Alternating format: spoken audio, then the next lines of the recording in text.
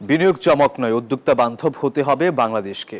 দেশীয় উদ্যোক্তারা পরিবেশ পেলেই বাড়বে বিদেশি বিনিয়োগও, এমন মন্তব্য করেছেন অর্থনীতিবিদ ও সিপিডির ফেলো মুস্তাফিজুর রহমান। শনিবার এফডিসিতে ডিবেট ফর ডেমোক্রেসির অনুষ্ঠানে এসব কথা বলেন তিনি।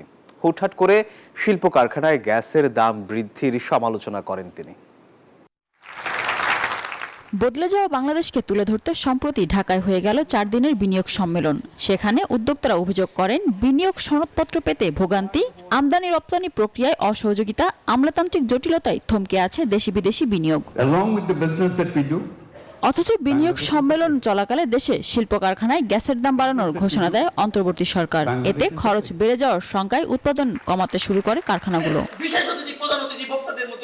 শনিবার এফডিসিতে ডিবেট ফর ডেমোক্রেসি ছায়া সংসদ বিতর্ক প্রতিযোগিতায় এসে নানা শঙ্কার কথা জানান অর্থনীতিবিদ মুস্তাফিজুর রহমান। বলেন, এভাবে চললে মুখ ফিরিয়ে নেবে বিনিয়োগকারীরা। একজন বিনিয়োগকারী সে কিন্তু দেখে তার সামষ্টিক ব্যয় কত। আমি যদি এটা নিশ্চিত করতে পারি যে গ্যাসের দামে আমার 2 টাকা বাড়লো, কিন্তু আমি পোর্টে যে আমার যে দীর্ঘসূত্রিতা লাগে সেখানে আমি খরচ কমাচ্ছি, করাপশন যেটা নাকি তার সঠিক প্যাড আর সঠিক তথ্য দিয়ে এসব সামলে নিব এক হয়ে।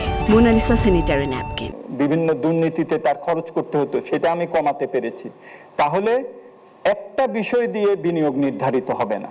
সিপিডির সম্মানীয় ফেলো মুস্তাফিজুর রহমান আরো বলেন, দেশীয় বিনিয়োগকারীরা ব্যবসার পরিবেশ পেলে বাড়বে বিদেশি বিনিয়োগও।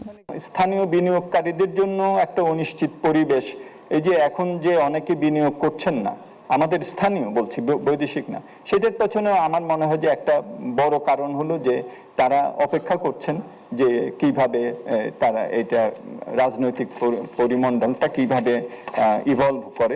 এছাড়া ছায়া সংসদে বিদেশি বিনিয়োগ টানতে পুঁজি ও মুনাফা তুলতে পারার সংখ্যা কাটানো সহ সংশ্লিষ্টদের 10 দফা সুপারিশ করে সংগঠনটি। সেই বিনিয়োগ সম্মেলনের মধ্যে সরকার কিন্তু নানা রকম মিনা ফেরদাউস, নিউজ 24, ঢাকা।